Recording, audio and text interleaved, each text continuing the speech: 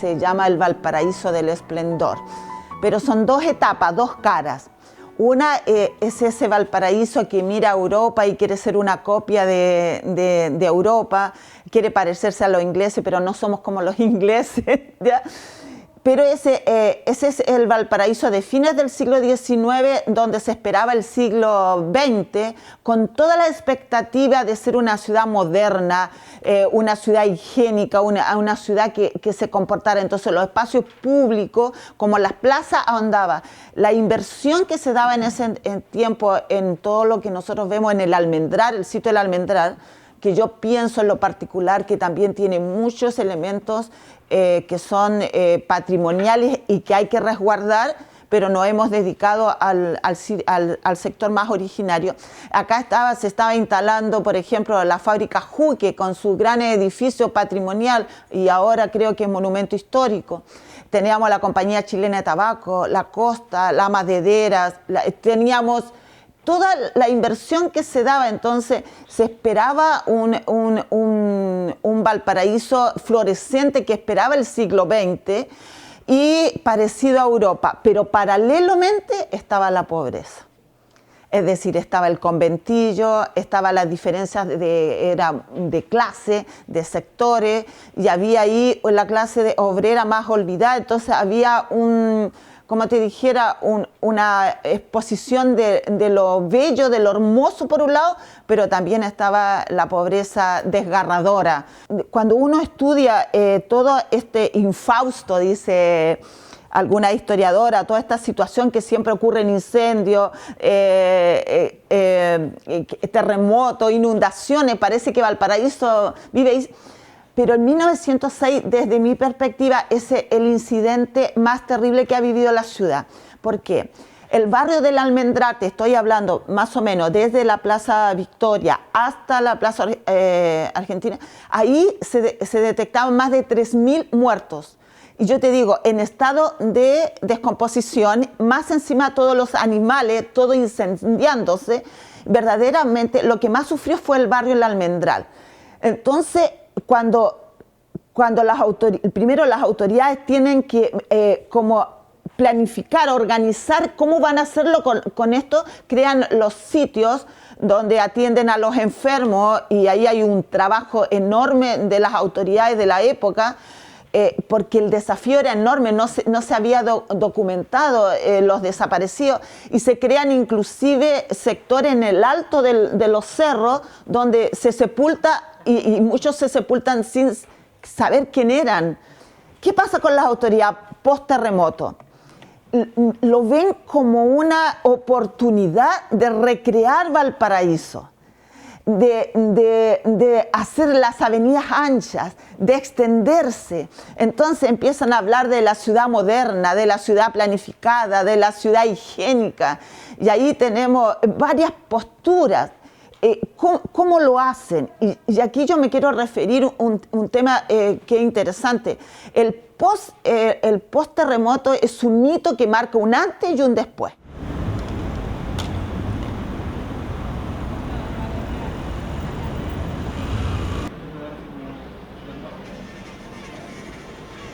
Entender primero lo que significa la ciudad, entender su identidad y desde ahí proyectar. Y aparte de eso, ¿no es cierto?, no solamente proyectar desde la arquitectura, desde el urbanismo, sino que desde las personas, de cómo se habita este territorio tan maravilloso que tenemos y que estamos en este lugar, ¿no es cierto?, que como es la Avenida Brasil, que fue fruto después de lo que pasó del terremoto de 1906, cuando la ciudad tiene que reestructurarse, y ahí estuvo Harrington, en lo que significó este nuevo Valparaíso, pero sí siempre entendiendo su historia y lógicamente construyendo la historia que tenemos que construir ahora para que sea parte del futuro patrimonio del siglo XXII.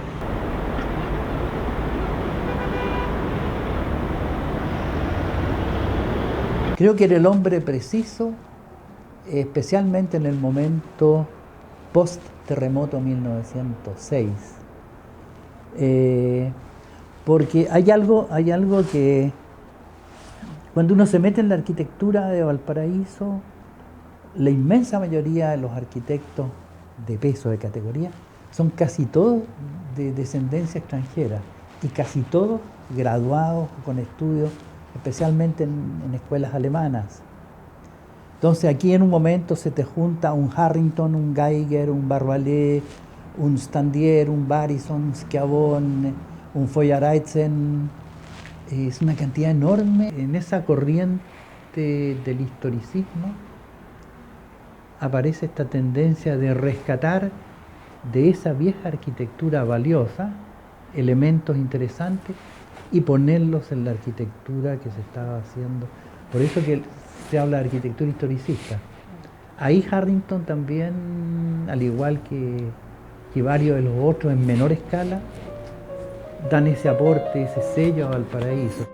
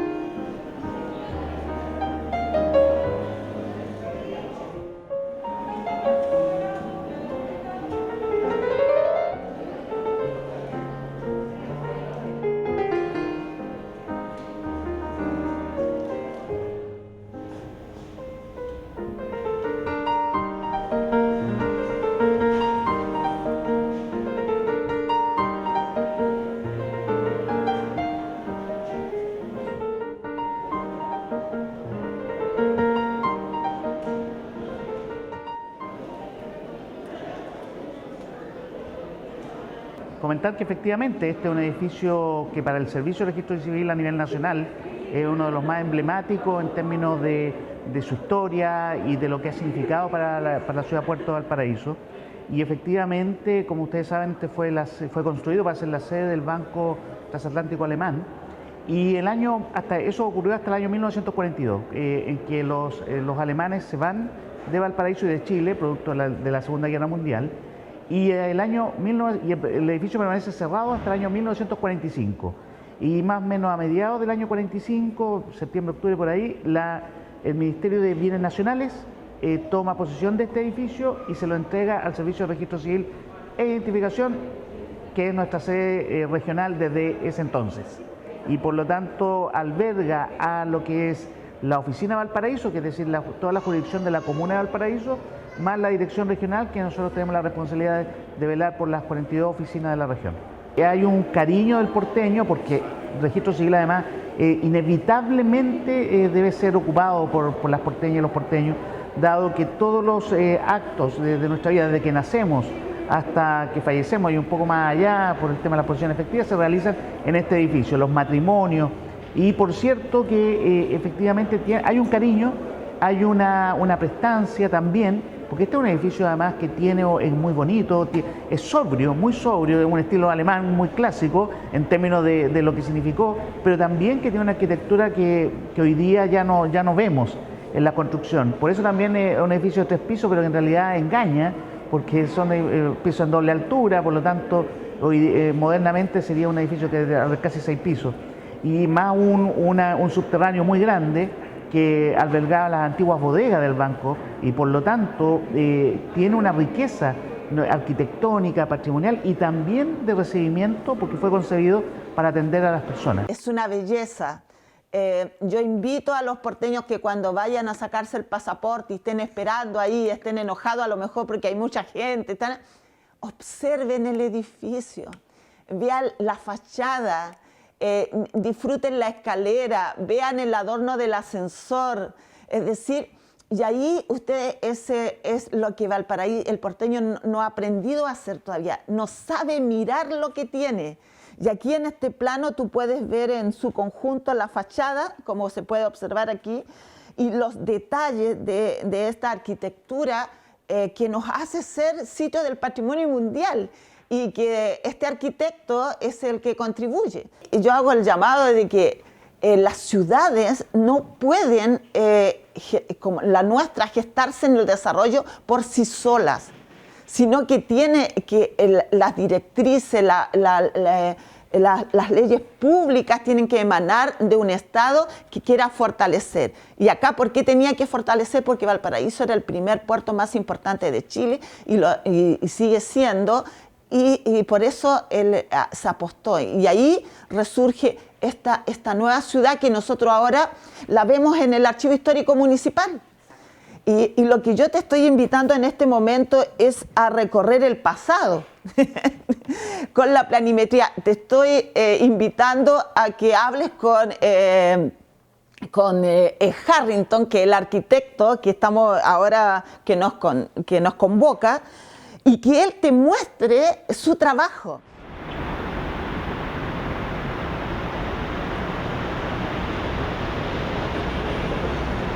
El Valparaíso de hoy, digamos, uno lo podría reconocer como el Valparaíso de siempre, por una parte, ¿cierto? Siento yo que tenemos o manejamos cierta esencia de Valparaíso que todavía existe, que todavía la podemos reconocer, ¿cierto? Y quienes habitamos cotidianamente por ahí sabemos que Valparaíso es el mismo, ¿no? Sin embargo, tiene otra capa, o subyacente o sobrepuesta, que tiene que ver con el estado de conservación de lo material, pero que también finalmente va interfiriendo en lo inmaterial, ¿no? En este reconocimiento que tenemos o conocimiento que tenemos quienes habitamos, y las generaciones más jóvenes sobre todo, sobre la ciudad que tienen y que habitan. Entonces, claro, Valparaíso hoy día es una ciudad que tiene varios problemas, que enfrenta un proceso de deterioro sostenido en el tiempo, que no ha sido posible de detener, que además se ve afectado por distintas otras variables, ¿cierto?, exógenas que van a la misma dinámica de la ciudad, otras variables que por supuesto interfieren, como en todas las ciudades, como la variable política, como la variable económica, y de las voluntades que finalmente no confluyen o no se coordinan para poder hacer algo en favor de.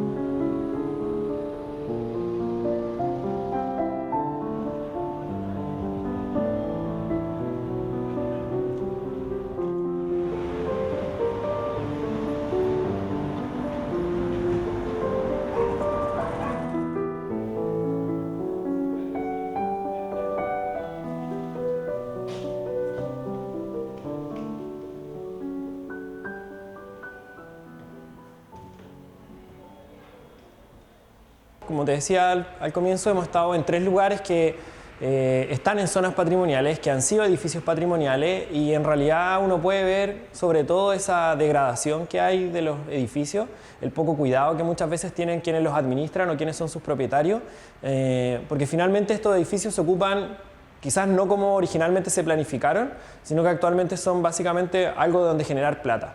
Y por lo tanto la gente que tiene estos edificios, más que cuidarlo o mantener su estética original, lo que buscan es cobrar un arriendo, y un poco que situaciones como las que nos ha ocurrido a nosotros acá en el edificio, que se llueve, se cae un muro que les mostré recién, hay muy poco interés por renovarlo, y cuando se renueva o se arregla, también son muy chasquillas los arreglos, que tú sabes que van a durar un tiempo y que después probablemente va a volver a tener algún tipo de accidente, y que finalmente es lo que le pasa a gran parte de Valparaíso. Cuando estos edificios también perfectamente podrían tener un rol social, podrían ser de organizaciones que muchas veces no tienen acceso a los recursos, que podría entregárseles, por ejemplo, y que ellos se hicieran cargo de la mantención y el cuidado, pero esa visión está muy lejos de ser la que prima aquí, y sobre todo hay un fin comercial. Valparaíso tiene un problema de pobreza estructural, y no pareciera ser la orientación del déficit habitacional resolverlo en función de la gente que vive acá, sino que la gente que potencialmente podría venir a comprar un edificio caro.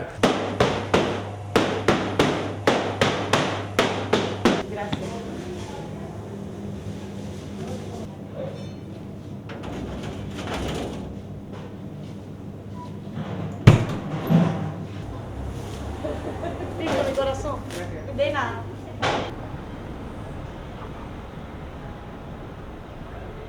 Muchas veces uno ve algunos edificios, como tú bien dices, que han sido transformados y que ya no son y no representan lo que fueron y no representan el hoy tampoco. Entonces creo que eso es lo más complejo en el momento que uno va a restaurar o rehabilitar un edificio, porque es distinta las dos cosas. Cuando uno rehabilita algo significa que tú le vas a dar una nueva vida a ese edificio, pero sin perder su identidad. Pero entendiendo cuál es esa identidad. Y restaurar, lógicamente, es que volverlo a lo que era originalmente. Y justamente creo que algunos edificios de Harrington realmente sí han sido muy mal intervenidos y han perdido lo que realmente él quería proyectar, porque era no solamente su cáscara, porque muchas veces uno cree que dejando la cáscara del edificio ya estamos restaurando, no es eso, sino que entender la morfología interior que tiene el edificio y aparte cómo se habitaba ese edificio. Entonces creo que, bueno, yo como arquitecto restaurador también siempre uno tiene que tener como además un sentido, cuando uno restaura un edificio, yo siempre digo, uno tiene que ser humilde frente a ese edificio.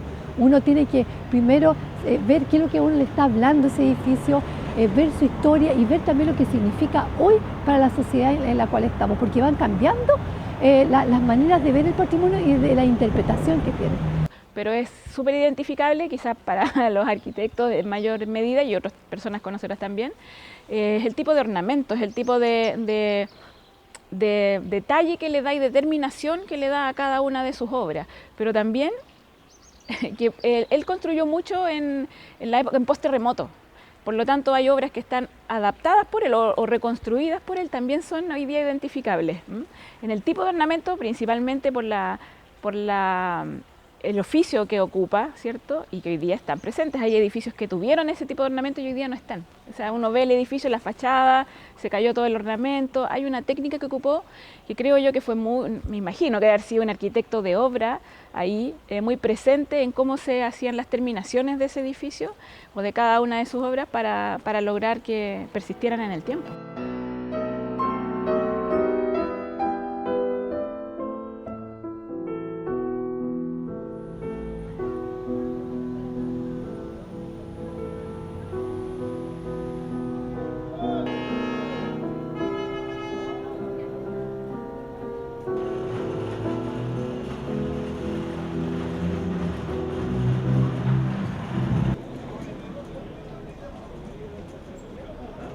Uno de los terremotos fuertes que hubo, como en el 85 me parece que fue, se cayeron unas panderetas que tenía a los lados, que eran unos cortafuegos que tenían como 2 metros de altura. Se partieron justo a la altura de la bajada del techo allá y algunas cayeron para los lados. Y hubo que modificar todo eso, pero es lo único. Y esto era todo de vidrio. Con trozos de vidrio de más o menos de 50 por 2 metros, era entero de vidrio. Ese se le hizo una renovación hace, eran unos 5 o 6 años atrás, se le cambiaron todos los ventanales del frente por aluminio y se le puso vidrio biselado. Y en el 85, el terremoto, el edificio se asentó hacia atrás.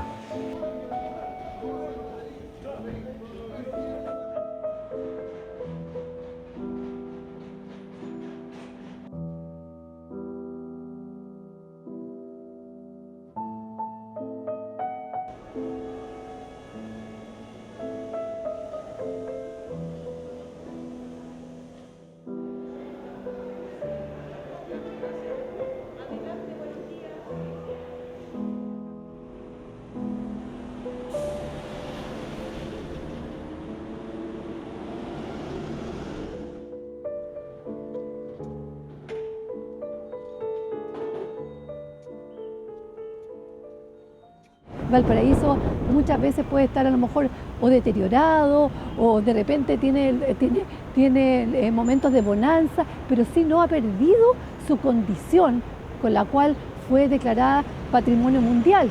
Y una de las condiciones fue también el hecho de la idiosincrasia de sus habitantes primero y aparte de eso de todos los inmigrantes que llegaron y que dejaron su impronta aquí. Entonces creo que si nosotros realmente podemos rescatar eso, podemos seguir construyendo ese Valparaíso de que no va a perder su identidad. Valparaíso yo creo que nunca va a perder su identidad. Claramente hay falta de amor, hay falta de apropiación, digamos, de identificación. Eso es lo que yo siento. En el fondo lo que hace falta es que, claro, hay una identidad media como turística, no ni siquiera como pintoresca, ¿cierto? Que todos nos reconocemos y hacemos parte de. Sin embargo, en lo profundo no hay identificación. Eso es lo que yo siento, y sobre todo en generaciones, y eso no es culpa de las generaciones nuevas, sino que al revés, es culpa de las, o responsabilidad más bien de las generaciones un poco anteriores, que no hemos podido o no hemos sabido traspasar qué implica y qué significa esta ciudad, cuál es su historia para Chile, en el contexto nacional, en el contexto mundial también, y eso es fundamental hoy día poder traerlo, reconocerlo, ¿no? Hoy día hay una falta de identificación absolutamente, y eso tiene que ver con el uso, o influye en el uso de los espacios, naturalmente. Estas son las oportunidades que los porteños esperan el Día del Patrimonio, cuando están abiertos los edificios, pero todos los días la ciudad es un museo que tienen que aprender a ver. Y a mí me cuesta y me duele, por ejemplo, que edificios como este sean rayados. Tiene que haber una distinción. Yo no estoy en contra del graffiti, pero tiene que haber sectores. Hay edificios que no se pueden tocar porque son verdaderamente espectaculares y son una joya que no heredaron el pasado.